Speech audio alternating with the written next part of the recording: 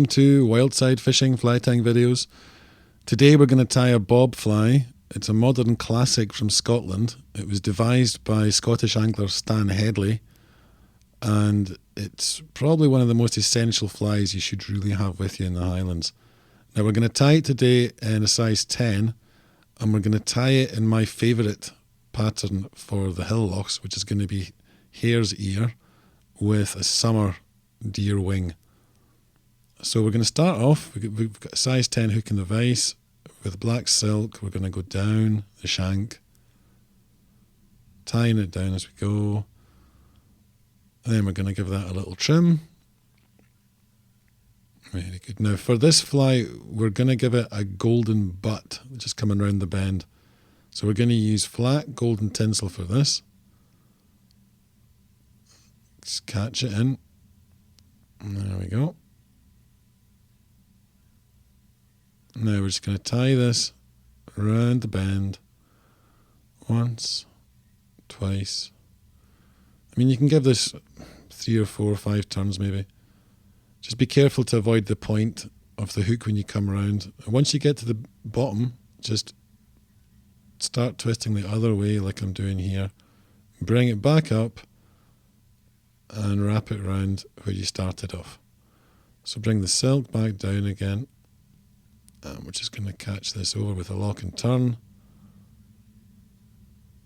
and then we can tie it down properly. So we give it a little trim just to tidy things up a little bit. We'll go over it a few times, and that's your butt. So now we're going to put a tail on this fly. So the first thing you need to get ready, your hair stacker. And we're going to use summer deer hair. Now you can use any deer hair that you want. I mean, you can use any colour for the body you want. I prefer the summer deer hair for this particular pattern. Now for the tail, and also for the wing for that matter, you don't want to take too much. You want it reasonably sparse. Enough to make a presence in the water, but not so much that it looks like a real hedgehog getting pulled back in. So we put the points into the stacker. There we go, if they'll go in for me. Then just hold it together and give it a good hard tap down 2 or 3 times. Oh, the camera's moving with me.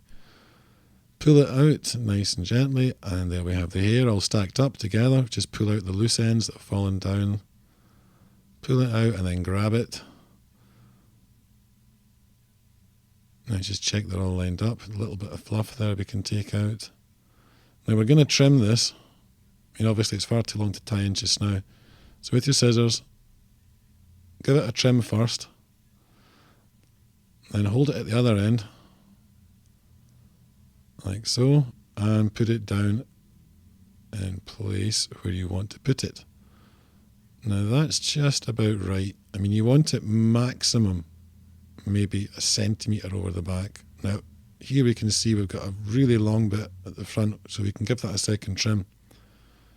So once you've pinched it in place, go over it loosely to start with, like you're tying a muddler head. But the idea here is just to bind it in without it flaring up too much. Now you never let this go when you tie it in. You do not want this hair to flare around the hook. You want it to stand up at the top. So come in and trim off the little bits that are sticking out. I mean, I'm quite fussy with this. Oh, put the vise back. And now we're going to get our dubbing. For this dubbing, it's a mix of light hare's ear and dark hair mask. It's about 50-50 mix. So pinch in a small piece, twist it onto your silk. Make sure it's nice and even so there's no big lumps in it or bulks. Slide it up and then just come round and cover up the black silk. Now, you can see here there's a little bit too much. If that's the case, just stop, slide it down, give it a twist, and you can pull that piece off. Now, we're basically for this flight, we're going to continue the same pattern all the way along the shank. So go back to your deer hair, cut off another piece. So again, you can take a little bit more than you took with the tail, But remember to keep it reasonably sparse. You don't want it too thick and bushy. So we're going to trim that off there. We're going to just pull out some of the fluff. You don't want the fluff in there. There we go. In the stacker. If it will go in for me. And it will. Then we're going to give it the taps. There we go. Open it up. And you can take the hair out. There's a few little cut off bits here that we don't need. There we go. Now again, hold it. Any bits of fluff you find, just pull them out still. We're going to give it another trim. So just trim it over the bin. And hold it in place over the wing. Now you don't want to push this too far back. Lots of guys push this too far back at the start, and that's what makes it go overly bushy. You want it almost, I mean, imagine it's like an imaginary 45-degree line to start with, going up the back of the tail. So we give it a little trim. We hold it down in place. There we go. And again, pinch this. Don't let it slip. When these ends start to flare like that, you're not letting go. So the hair cannot spin round. Now the reason that we've left these ones a little bit longer is because I'm going to start trimming this now. I don't want to be trimming too near the silk.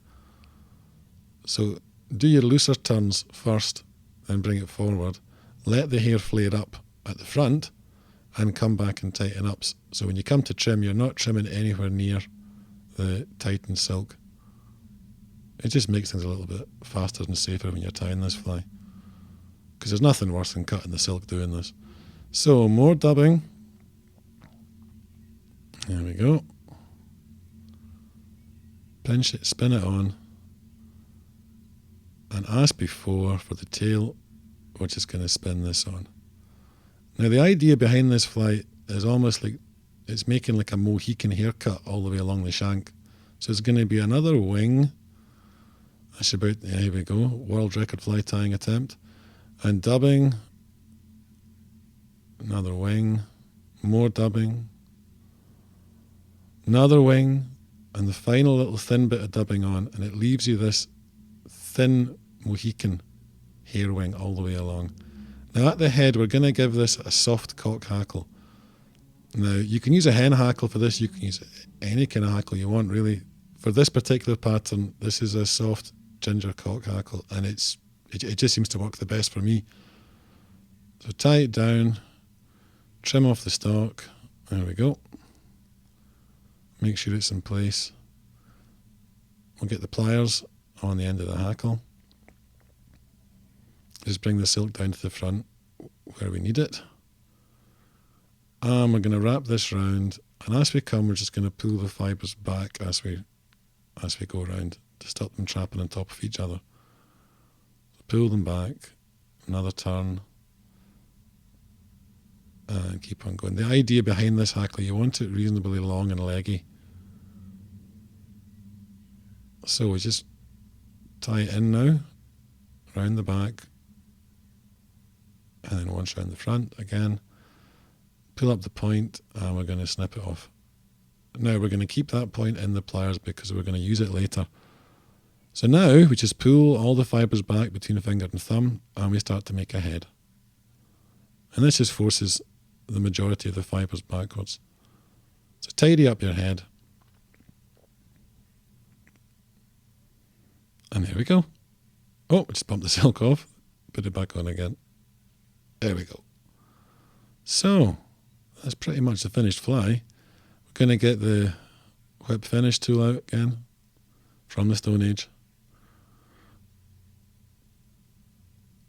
We're just going to give this a few turns to finish. So pulling the fibres back out the way. 1, 2, 3, 4, 5, 6, 7. There we go. Plenty of turns. That's not going to come out. And trim it off. There we go. Finished fly. Now, some people at this point like to cut the bottom hackle off. Now, me personally, I actually prefer it cut off. I mean, you can leave it on, but we'll just take it off. So just pull the fibres down straight and trim. I mean, just come in again from this side, just to make sure there's no rogue ones down there, and just trim off. Now, I mean, you can leave it full, or you can cut it in half like I've done it. It doesn't really matter that much. I just think it makes a better looking fly, in all honesty. Okay, so we're going to give it a varnish. Again, don't worry about how much varnish you put on, as long as it goes in the head and not in the hackles. Just pull them back out the way and just slap it on. And don't worry about covering the eye. We're going to deal with that after. There we go, plenty of varnish. That's not going to come undone when it's dry. Now, you remember that hackle point that I had earlier on? Yeah, this one. Very good. We're just going to use that to clean the eye. So we just take it and push it up. Give it a little twist as we pull it through. And your eye is free of varnish. Just wipe off some of the bit. And that's a finished fly. Now let's just take this out of the vise. I'll push the vise out of the way for this so you can see better. There we go. Now what this fly does, if you gink it up, I mean that's it from the front, it's reasonably streamlined. This fly does the pop-up trick. It goes down when you pull and up when you stop. Now this is just irresistible for a trout. It's nice and noisy as well for a bob fly. So let's just have a little look at it close up. There we go. And you'll see it's reasonably slim as well. I mean, that's quite a slim wing. Most of the ones that you see tied nowadays, they've got 5 times the amount of hair on. I mean, that's it from underneath. Now you can use any combination of hair and body dubbing that you want for this fly. Like I say, this one for me works the best on the hill lochs. So get experimenting and keep it wildside.